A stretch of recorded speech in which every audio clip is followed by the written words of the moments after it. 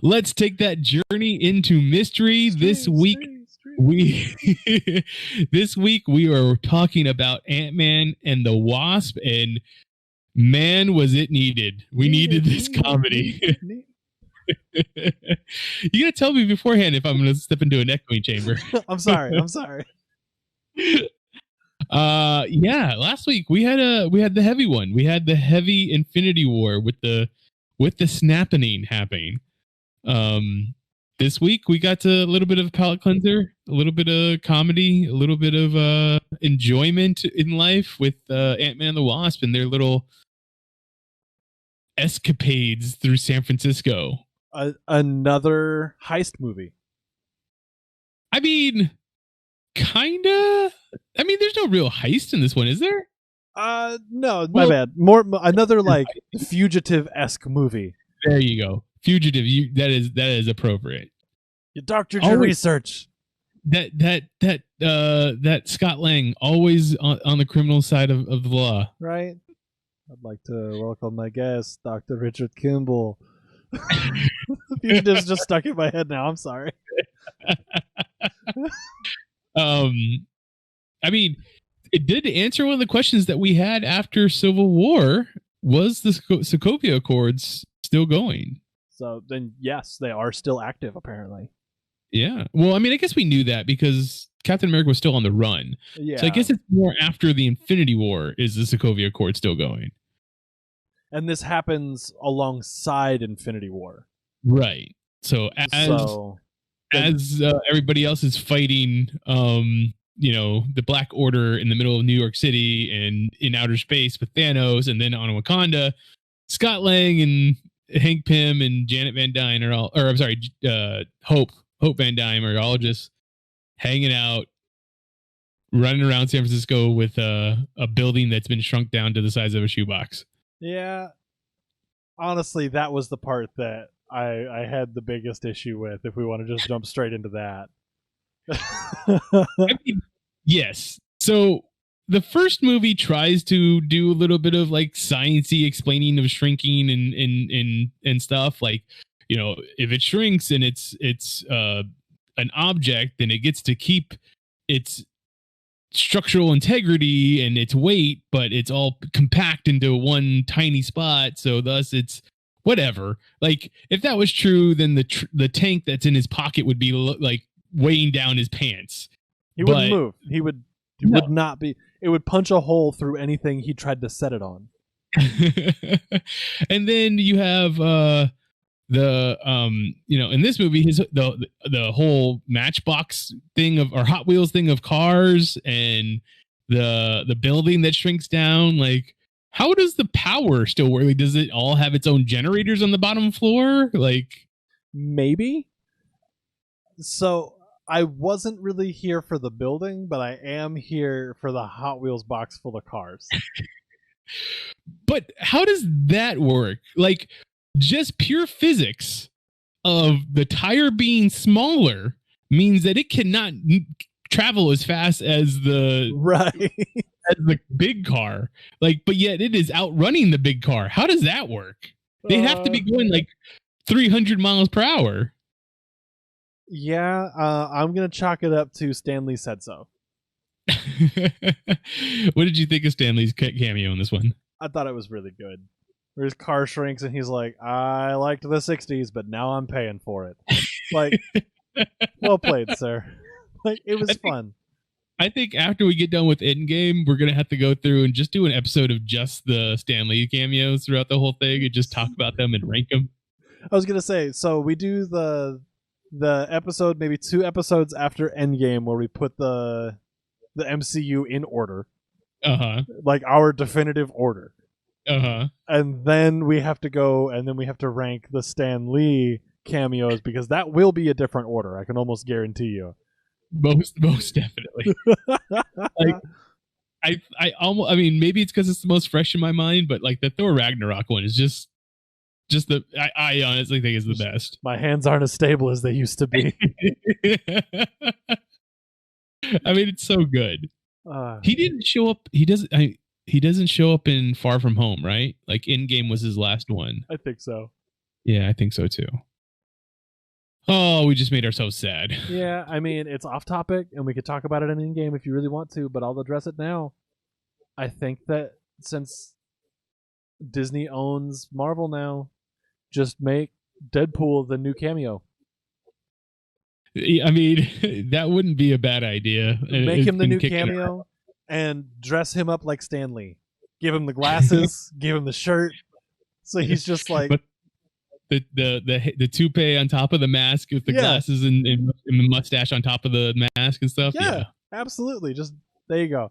That's how we keep the spirit of the Stan Lee cameo alive while doing the most justice to it. Because I think that's the way to do it. Yeah. Yeah, I think it'd be pretty good. I wonder if they're good. I wonder if they are gonna start doing other cameos though. Like, I mean, you would think Kevin Feige would have been the one that they would have started with, since he's kind of doing that. But then him showing up in Spider-Man would have been weird, since the Sony movie. Yeah, I don't know. I don't know if they're gonna replace Stan Lee's cameos with someone else. I'll do it. I mean, that's fine. You kind of look like a young Stan Lee. I've never seen a picture of young Stan Lee. I'm Googling it. If you're lying to me, I'm going to fight you. Oh, there it is. There it is, folks. If you were waiting for that first drink. Damn it. I used my one.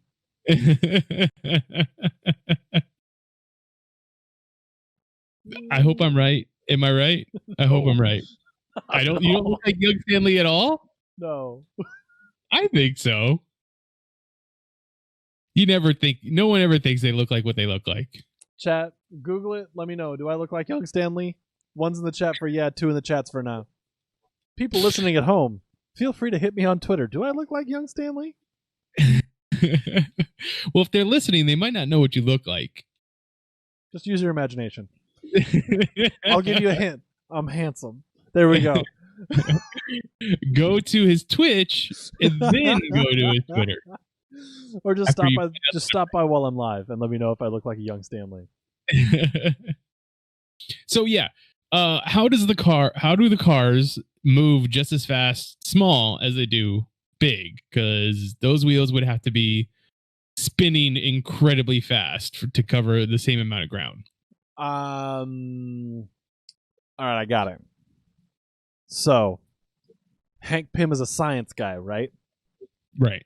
All right. So, as he shrank the car, the system that he built to be able to shrink the car at will, because it's not just out of the discs, that's the lever like we saw, he just built a faster, tinier engine because science. Because it probably runs on a quantum engine, right? It's just like Scott said, just add the word quantum to everything, don't you? Mm-hmm. It's like Batman. It's the Batmobile, the Bat car. Yeah. It's the Bat Hot Wheels. It's the quantum Hot Wheels case. I mean, it makes sense to me. Right? I get it. So right.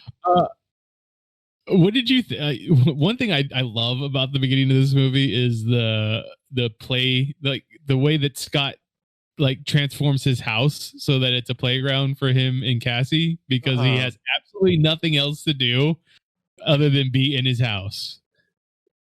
I was on board. We saw it in the first one. We see it in the second one.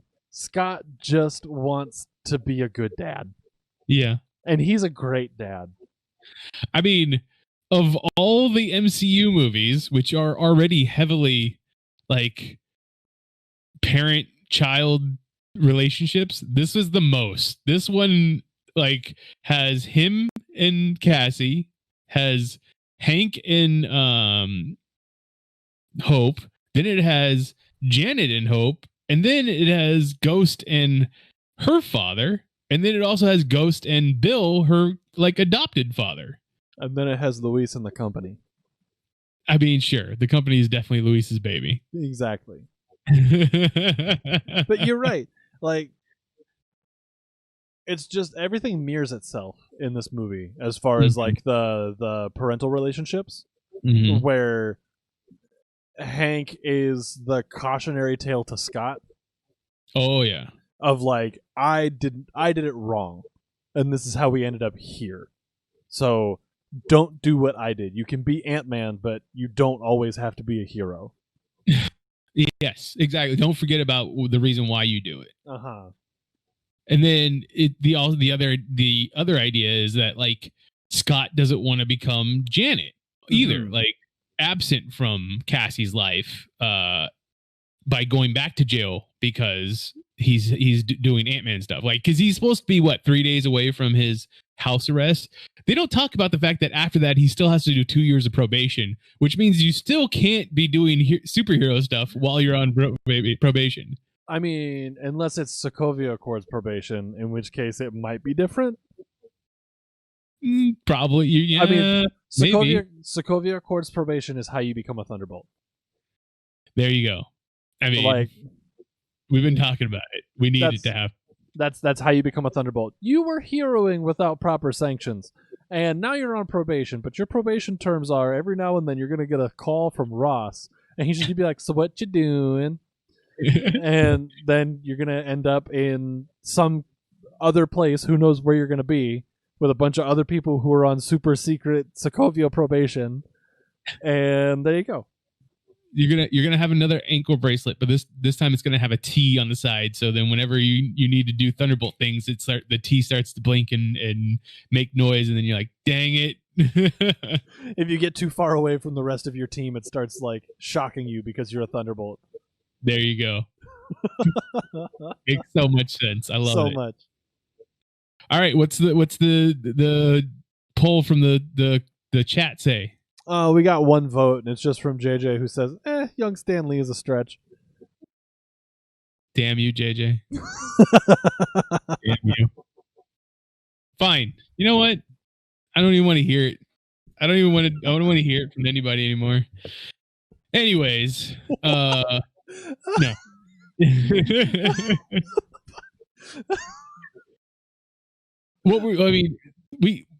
This one doesn't do the thing that you hate. It doesn't kill the bad guy.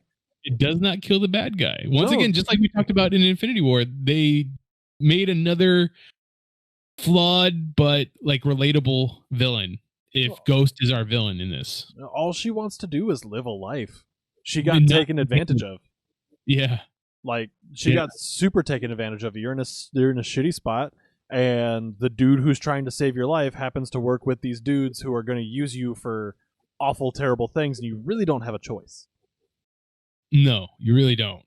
And one of the things I love is that it is Ghost is played by I had her name here a second ago. Oh, there it is. Hannah John Common, which at the time she was just in Ready Player One. And also in Killjoys on Sci-Fi Channel. I don't know if you watch that show or not, about outer space bounty hunters. She was in a few episodes of Black Mirror. And I didn't even know that she was in a couple episodes of Game of Thrones. But I think she's a great actress, and I was excited to see her in this. And for a character that in the Marvel universe, the comic book universe, like doesn't really have a background. So the Ghost character in the comic books is a guy. You don't know his real name. He is, even though he wears a suit that's all tech, he is against like tech companies. He goes up against, like, he's a Iron Man villain. Mm-hmm. And his whole thing is like corporate espionage and trying to sabotage big tech giants because they essentially, corrupt the purity of tech. Yeah. So, they took a lot of liberties. She has the suit, but the suit is there more to keep her together, as opposed to the reason why she's able to ghost through things. So here's a question for you that I have. As far as Ghost not being an Ant-Man bad guy, are you okay with other heroes' villains showing up in not that hero's villains movies? Like this case as the example. Yeah, you know why? Because I think Marvel does that better than DC does. Like all the characters more often than not share the world together. So you see Kingpin like is a Spider-Man villain and a Daredevil villain. Like it's not just a Daredevil villain or just a Spider-Man villain. The X-Men characters usually kind of stay off in their own thing, but like you never see Superman fighting Killer Croc. You don't see Parasite going up against the Flash kind of thing. Like it's just like they kind of stay separate. Like DC scales its villains' powers differently.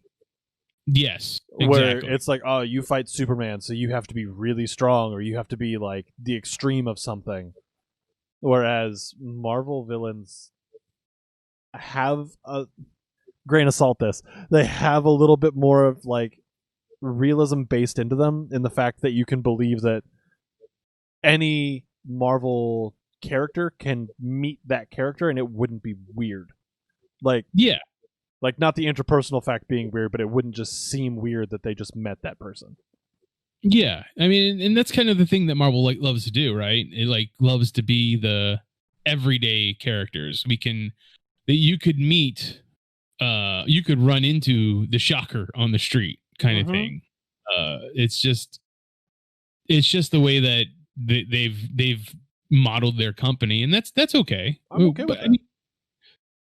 And I guess outside of Spider-Man and X-Men in the Marvel universe, because I guess I'm taking it back a little bit. You're not gonna all the villains and stuff they mix up together. Like you might see, especially since Norman Osborn became the head of Thunderbolts. Like you'll see him interact with the other characters in the Marvel U, but like you don't usually see Dr. Octopus fighting another superhero other than Spider-Man. Unless somebody like happened to be in New York at the time or something like that. Like it has to be really specific for them to run across like an everyday rogue for like, restart that phrase. It has to be really specific for another hero to stumble across a different hero's everyday rogue. Right. Exactly. Like the only person that would probably happen with the most would be Deadpool. Like Deadpool would stumble into everybody else's villains all the time, kind of thing. Because he knows he's in a comic book. Yeah, he's just like, oh, I'm over here now. Cool. Yeah. But yeah, so I don't really have a problem with Ghost showing up. I mean, especially since we know that we're not really getting any more Iron Man movies. So, villains that he hadn't fought yet showing up in other properties is perfectly fine for me. I'm sure I hope we're gonna see her more. Like, I like the interesting part about her character is that she was an agent of S.H.I.E.L.D. Like, she was trained by S.H.I.E.L.D. how to fight. Obviously, they had to train her in a very specific way to use her ability of being able to ghost to fight. Like, once again, like we talked about this earlier in the MCU, having to come up with ways for people to fight, incorporating their special ability. Like Captain America having to learn to fight with throwing a shield around. So this is a person having to learn to fight that is technically not in the same place that they threw the kick or threw the punch. I liked that visually because there were so many times, like my favorite shot of it is when she walks through a door, and like the solid part that you can see doesn't touch the door, but there's a phase that like comes out and pushes the door open. And I was like, yeah, that's really cool. And you can see it in the fights where like she's going one way, but then like an after image is coming around and actually hitting the kick. You know what I mean? Yeah. Like, this is a way for them to have someone fight them in the same way that they fight, as opposed to what we saw in the first Ant-Man movie where Yellow Jacket is doing the exact same thing. Like Yellow Jacket and Ant-Man are shrinking and growing and punching each other and fighting, right? So it's just seeing the same thing and over. But Hope and Scott having to fight Ghost, who is doing somewhat similar of not being in the place where you throw the punch and then hitting you somewhere else, but in a different way. So they can't anticipate what's going to happen since they don't understand what is happening. Yeah. I don't know, just the the choreography and the thought that goes into these kind of things is, I don't know how you do it. I don't. Like, if I sat down and tried to do that, it would not work. It would have been goofy, and it would have just been like, come on, man, really? So why do you think that they decided not to have her show up in like Endgame? She's just off living her life now.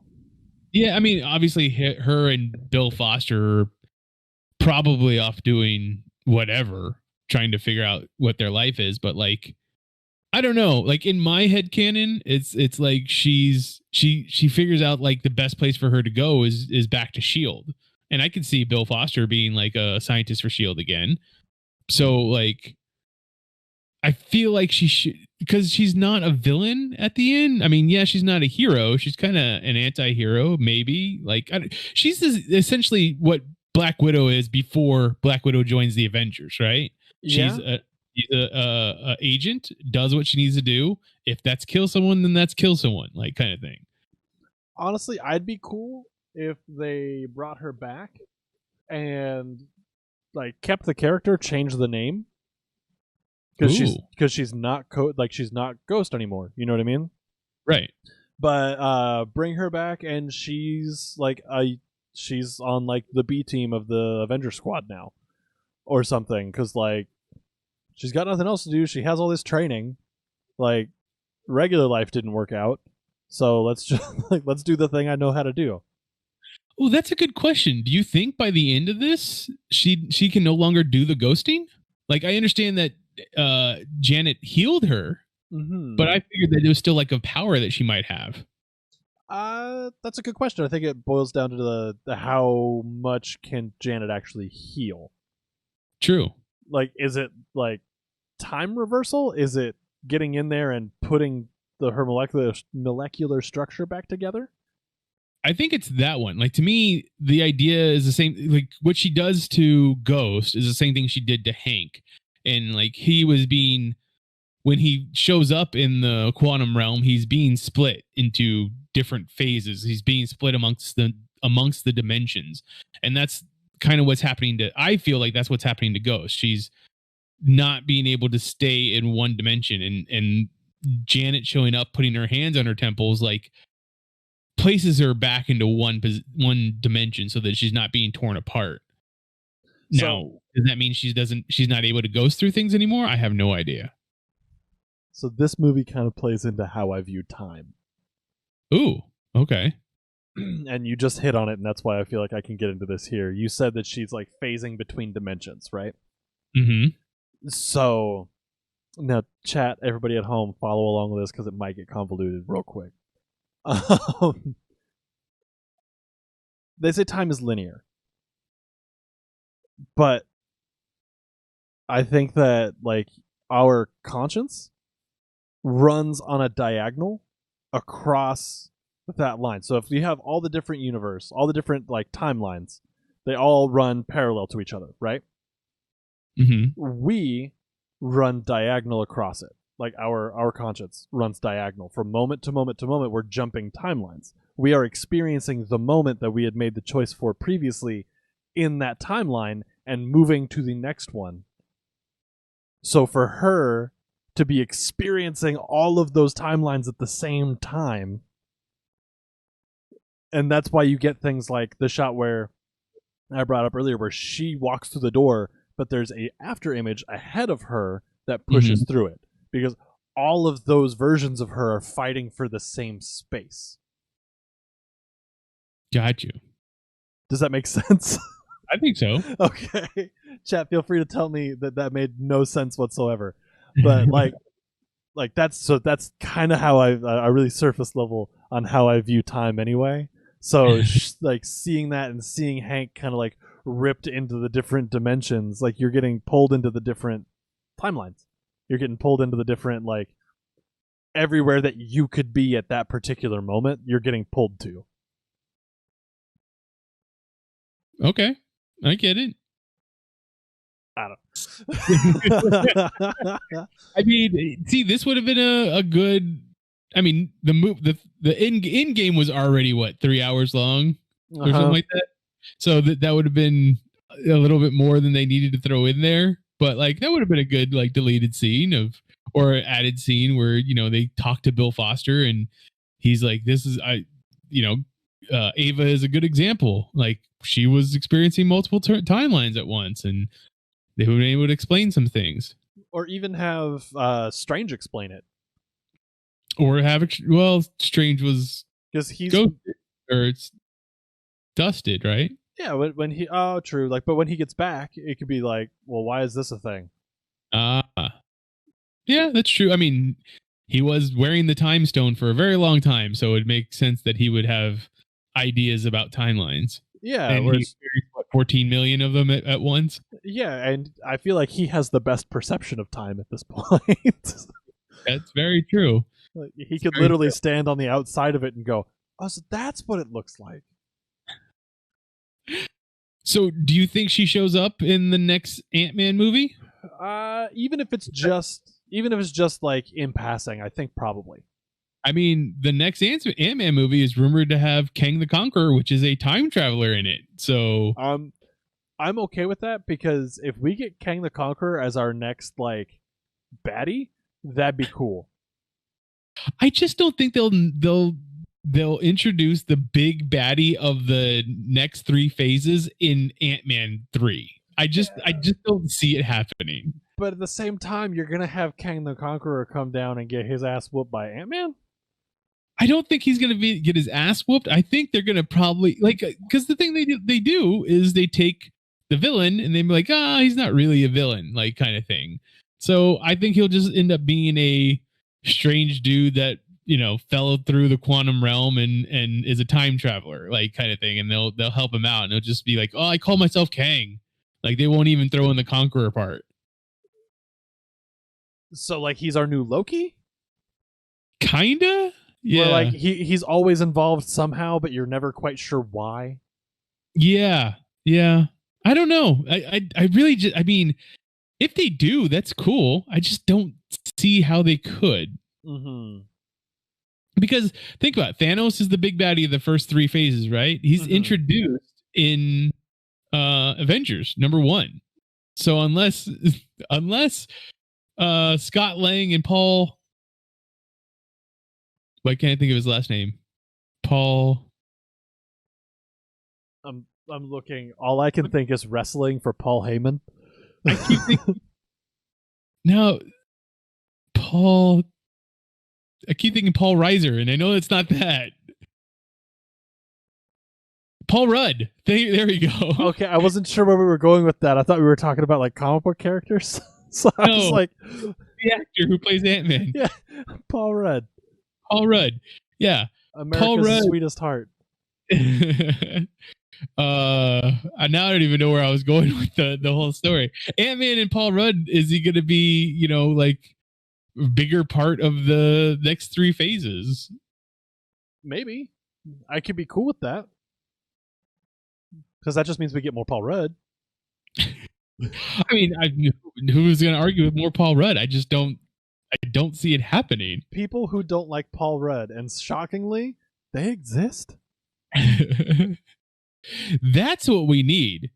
We need Paul Rudd, or we need Scott Lang and Star-Lord to, like, have scenes together. It's kind of like a little Parks and Rec, like, reunion. Yeah, it took me a second. I was like, wait, he was on? Yeah, he's Bobby Newport. Yep. I forgot. I didn't forget about Bobby Newport. I just forgot that it was Paul Rudd. I mean, he lost himself in the role. I can understand it. Bobby Newport. Okay, so because we had Ghost, and Ghost is an Iron Man villain, we don't have any more Iron Man movies coming out because we no longer have an Iron Man. What Iron Man villains are you cool with showing up in other places? I'm trying to think who other. I mean, we're getting the Mandarin in Shang-Chi. That's traditionally an Iron Man villain. I would love to see who was it? Dang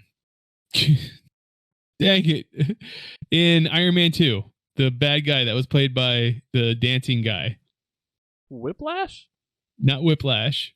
The one that got Whiplash new technology. Oh, Justin Hammer? Justin Hammer, played by... I need to look that Names up. have just left me today. I need to look it up because I'm always bad at names. Iron Man 2. Chat, feel free to shout it out if you know it. Might just be funnier to watch us flounder, though. Probably is.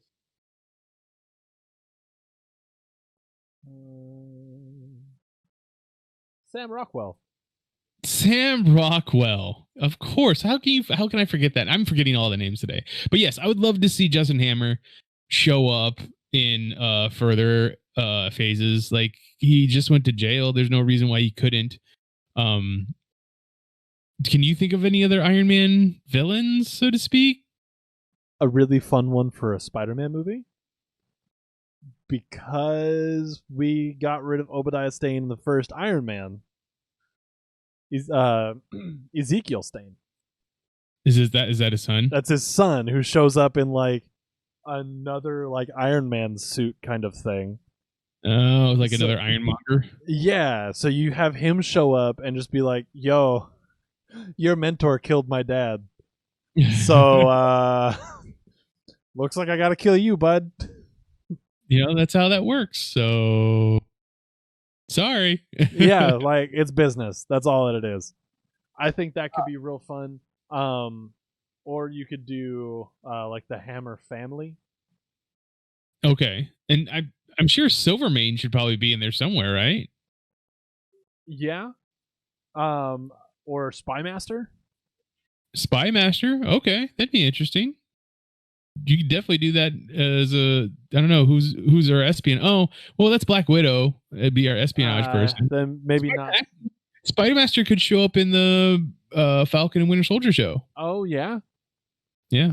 And then, because I just want to see him on screen, MODOK. Well, yes, everybody needs to see MODOK, whoever it's going to be played by. Andy Serkis has already been in it. Damn. Yeah. I just want Andy Serkis. Alan Tudyk. Let's get Alan Tudyk. Perfect role for Alan Tudyk. He once again doesn't get to be his regular size. He has to do some motion capture stuff. And it's just motion capture for his face. Because it's just a floating head. And give him the two guns. Oh yeah, that's right. I forgot about that. He's like, just bah, bah, bah, bah, bah, face meant to kill you. I love it. That one's my more goofy answer, but honestly, I think like an Ezekiel Stane angle for Spider-Man would be kind of fun. So what about Bill Foster? Would you want to see him in more MCU movies? Lawrence Fishburne. Yeah, like, who doesn't want to see more Lawrence Fishburne? Like, he's just good at what he does. So in the comic book, Bill Foster, Goliath, was killed in the Civil War. He was killed by the Thor clone robot that Hank Pym and Tony Stark made. Because it's always Hank Pym. He never builds anything good. In the comic books, yes, he never builds the good things, but in the TV show or in the movies, it's Iron Man that always builds the bad things. Well, because Tony's involved in building the bad things in the comics too. Come on, it's fair. Like Thor, the Thor clone robot. So yeah, the Thor clone robot puts a lightning bolt right through the chest of Bill Foster and in his giant Goliath form, and he falls over and he dies in that. Like, they have to bury him in giant form. It's kind of sad. Civil War was heartbreaking, like, as a comic book, like, as the event. Civil War was a hard read for me. Not because it wasn't good, it was just sad. Oh. So do we need to have him show up again to die in a certain way? Probably. Oh. I would I'd prefer him to live, but at the same time, I'd like him, if we're doing Goliath and it's Lawrence Fishburne, I want him to have a fight scene where he's whatever the fight scene is, he gets to say, "Stop trying to hit me and hit me." I mean, I don't feel like the Bill Foster character is doing all too much dojo fighting anymore. He's kind of past that age. But like, that'd be great, right? Come on. Maybe he makes up a technology where he has to jack into a computer program or something like that. This is how we get the danger room. Ooh, I'm all for that. Because we have access to mutants now. So he and Xavier get together and he helps build the danger room. Or he and Beast hang out. And that's how we get like the danger room and a whole bunch of like X-Men tech would be this way. And then we could have a scene that's him and whoever we get to play Beast just messing around in the danger room because nothing's real in there. It doesn't matter. Yeah, no, I mean, that's the perfect way to introduce all that stuff. So I'm all for it. And I know you'd absolutely be down if we finally got Beast. Yeah, it definitely.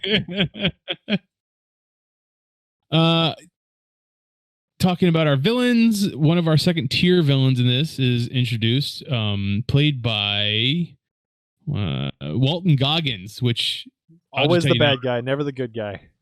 This is true. Most of the time, he's never the good guy, but I'll always love a good Walton Goggins in anything. Like, he's so charismatic. Yeah. His Sonny Birch character is a criminal. I don't know what kind of. I mean, he's kind of like a person that gets things, right? Yeah. So our heroes are going to him for tech stuff that they need to complete their quantum tunnel to save Janet, but he wants to steal Hank Pym's lab and give it to someone. Now, who do you think he's trying to sell that lab to? Ooh, because of the science implications and what could come from the tech in there, Doom. Ooh, I like that. I think the prevailing speculation at the moment is that it's Osborn, but I like Doom a lot better. It could be Osborn. It could be I'm really here for Doom, mostly because I said it, so I have to support my stance. But it could also be cool if he was trying to sell it to Otto Octavius. Mm-hmm. Just because he's a tech guy, though the more, especially with like cybernetics research, that kind of technology could be helpful with, I don't know, science it up for me. I mean, exactly. There could be all kinds of stuff in Hank Pym's lab that would help him with getting tentacles that would work with his mind. Yeah, but I think Doom would be a really good choice just because you now have access to the quantum realm, which means you now have more power. What if, then this is a really big stretch. Ooh. But what if it was Dark Beast? Right? We haven't even gotten regular Beast, Mitch. I know. That's what I'm talking about, stretching over here. Limber up, chat. That one's going to be a reach. I think when we had Spider-Man Homecoming and they were talking about all the Avengers Tower being sold to somebody and it was going to be someone else was moving in and they never said who. Like, I think one of the speculations there was that it was Osborn also.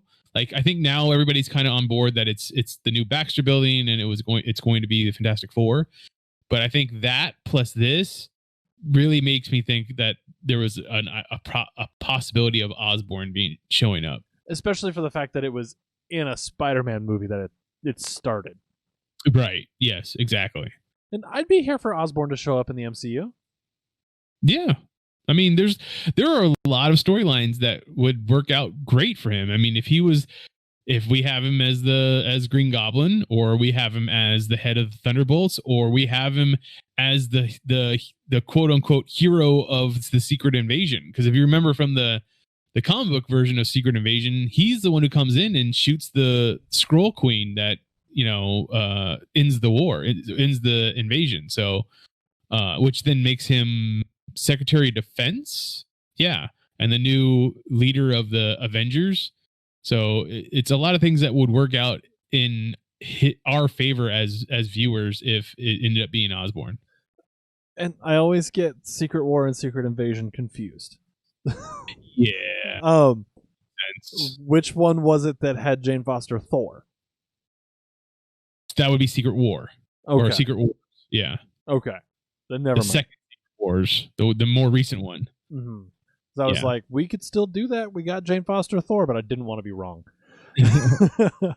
Asian, at the end of that, we have Janet, the Wasp, growing large and then disappearing, which her going away is kind of what happens in the first Ant-Man movie. So we already have that part taken care of. But yeah, it's definitely something that could be happening here soon. I'd be here for that. Okay. Sorry. Oh, no. Go ahead. I had like half a thought that I was trying to put together. So go for it if you have something.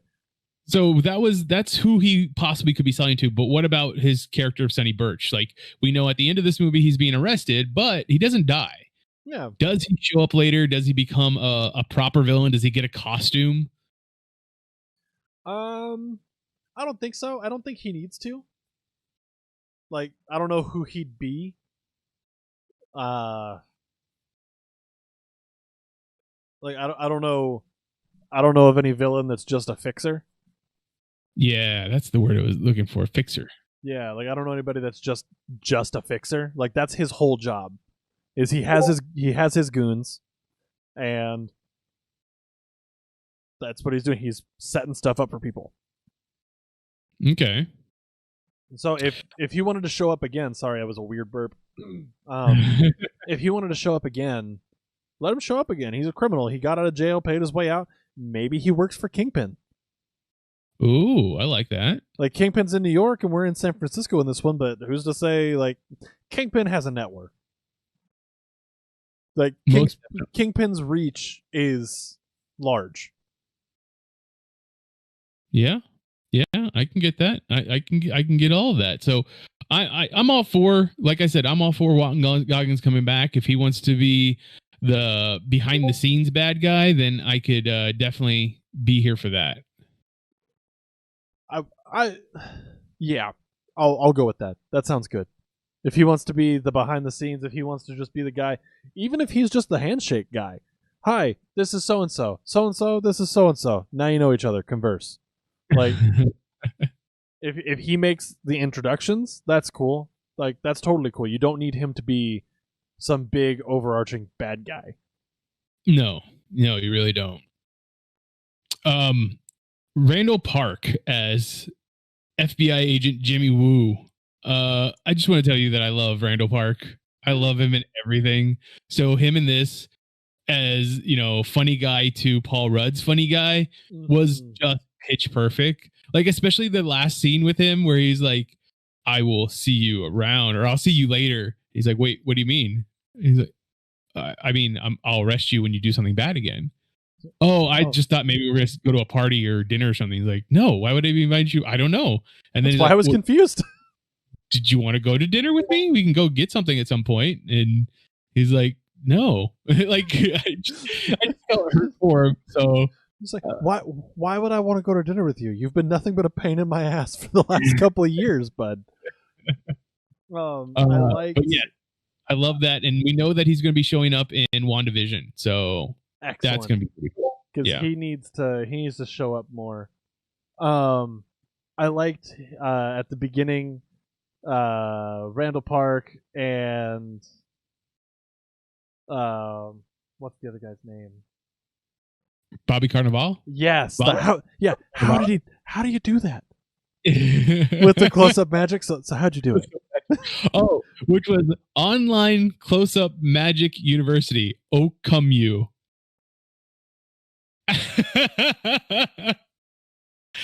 I mean, it may be nothing, and I'm just stretching, and my frat boy brain is like putting that together, but like I kind of feel like that wasn't a mistake. Oh, that has to have been on purpose, right? That has to have been on purpose. But the close-up magic and the puking the cards, and he's like, how do you do that? And then later in the movie, he's trying to learn the close-up magic. Also, don't you knock? No, sir, I didn't see you playing with your cards again. Yeah. I do want to say that I loved Bobby Cannavale's character in this one, like as opposed to his character in the first one. Like I didn't have a problem with this character in the first one, but like this one, he's so much more loving. Like even though Scott is still technically a criminal, you know that because he's a quote unquote costume superhero, that Paxton's just like, yeah, come in, buddy, I love you, and he's like giving him hugs and stuff. Like their weird, messed up family unit that they had in the first one has completely healed. Yes, and it's turned into it's turned into a really nice like co-parenting situation, and just everybody's involved, and Cassie is doing well, and everybody's involved because they love her, and it's nice to see. Yeah, and there's no animosity between anybody. No. Like I like it. I'm glad that they took that turn with it to like Scott needs a win. Yeah. So much so. Like Scott needs a win, and it's nice to see a functional like alternative family structure. Speaking of the fact that he needs a win, and we talked about it earlier, that the one thing he didn't want to do is leave Cassie behind, like because he went back to jail and be out of Cassie's life, and then what happens is that he ends up being out of Cassie's life for 5 years when he's trapped in the quantum realm. Like we know it's the exact same thing that he didn't want to happen, and that's the saddest thing. Like it's unfortunate. That's the heartbreak. Yeah. Like that's messed up. Like I know we'll talk about it when we get to Endgame, but like you just feel for him when he shows up at Cassie's house and he doesn't quite recognize her at first because he's not planning on her being 5 years older. Yeah. And an important 5 years for a young girl. That's the puberty and growing and changing and all that stuff, and her father not being around, and she's gonna look different, and he just has to be like, I love you. You're my little girl. And even though she doesn't quite look like the little girl that he left behind, especially since it's a different actress. Yeah. And that makes me sad again. Because you just want to see, maybe it's me, but you just want to see Scott happy. Like he's doing all this stuff, and it's like I feel like his whole mindset on everything is one last job. Yeah. Like one last job and I can go be a dad. One last job and I have enough money to provide for my family. One last job and all this craziness is done.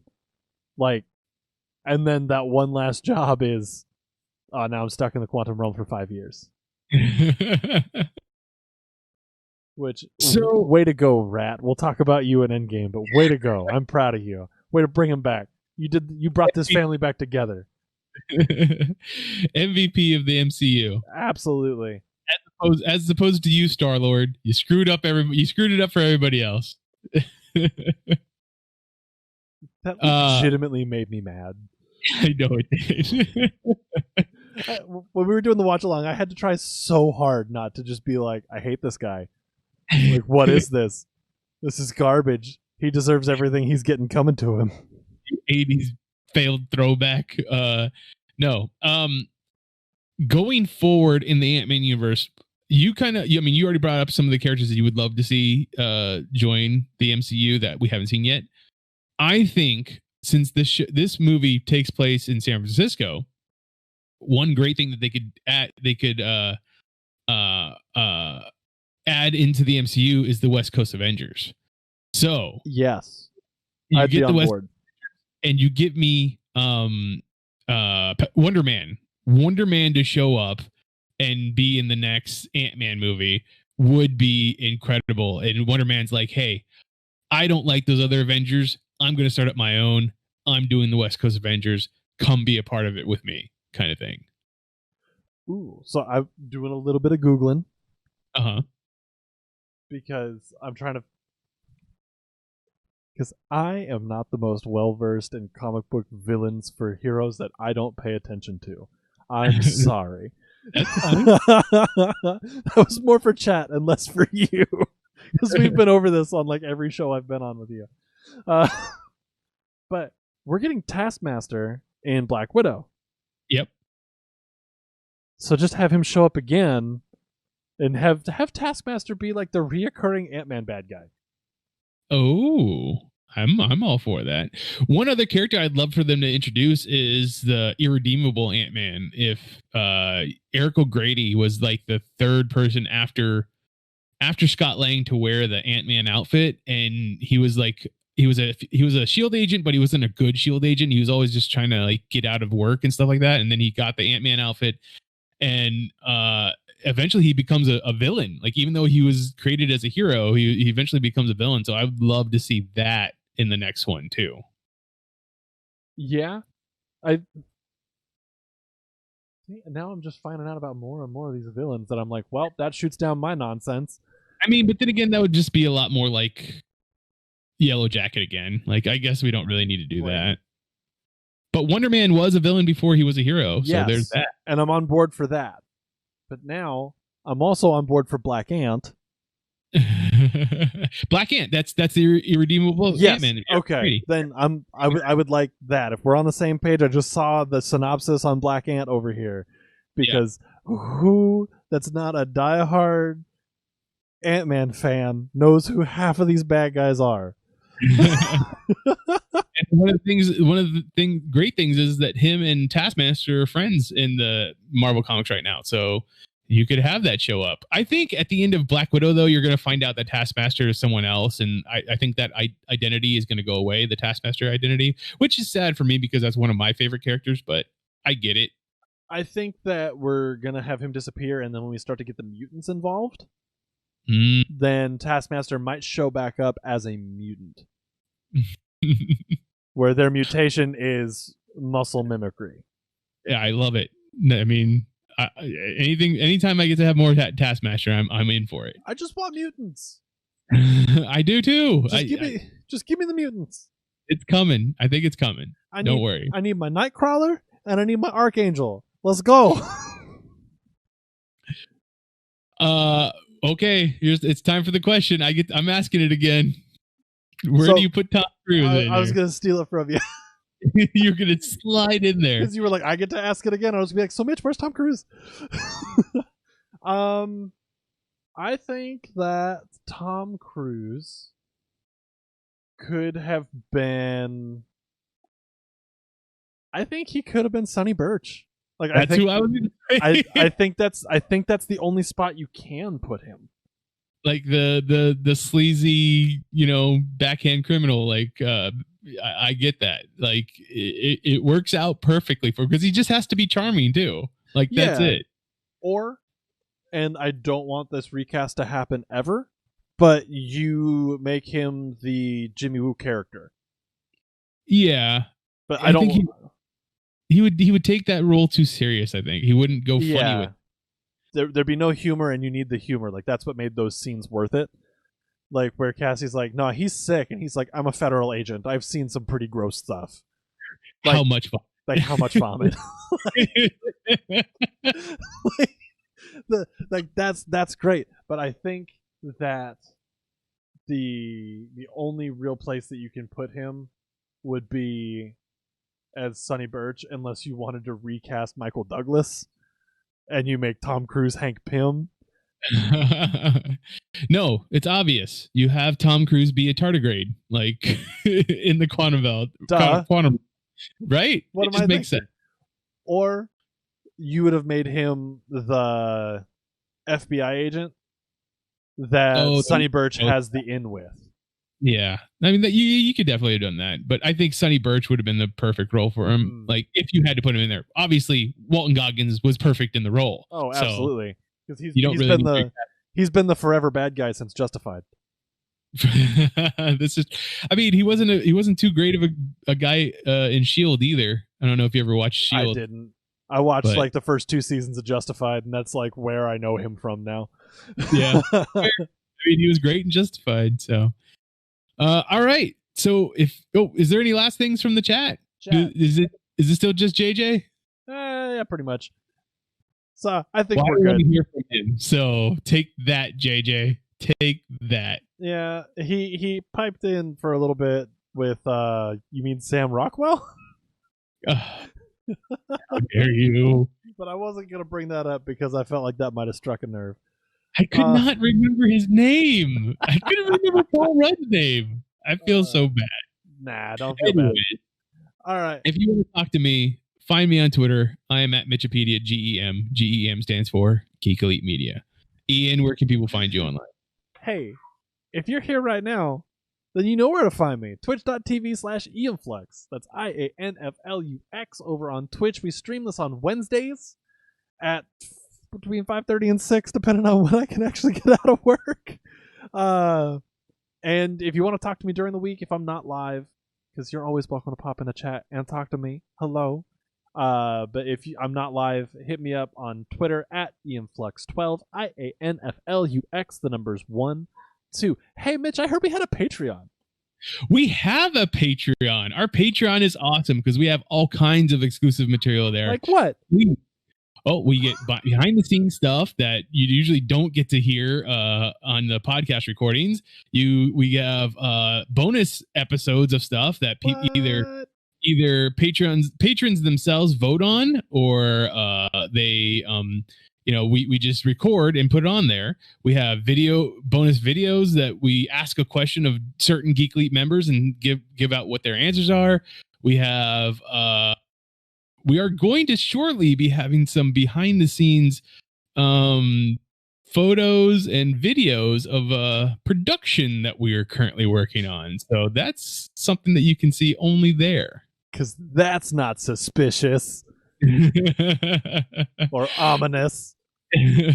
But there's definitely a lot of crazy bonus material over at our Patreon. If you please go check that out. Patreon.com/Geek Elite Media. /Geek Elite Media. If you want to get a hold of the rest of Geek Elite Media, though, on Twitter, it is at Geek Elite Media, at Geek Elite Media on Instagram, and Facebook.com/Geek Elite Media is our Facebook page. Yeah. Check out archived episodes of this podcast and other podcasts on our network on our website, geekelitemedia.com. And if you're listening to this as a podcast, whatever podcatcher you use, please rate and review us so that it helps spread the word of our network. Spread it. Wait, I don't know if you want to be yelling that. Yeah, I mean, like, hey, if it's consensual, that's totally okay. There you go. As long as it's consensual, you're not hurting anybody. If it is not, then disregard what I just said, because that is not how that was meant to be taken. It was meant to help spread the word on this on the Geek Elite Media network.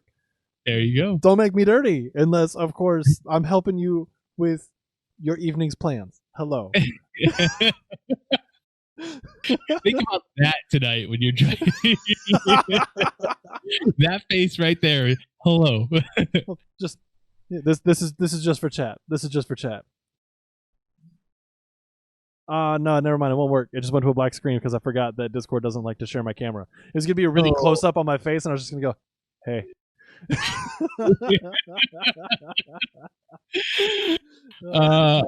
But until next time, this is Journey into Mystery on the Geek Elite Media Network, saying always remember to geek out.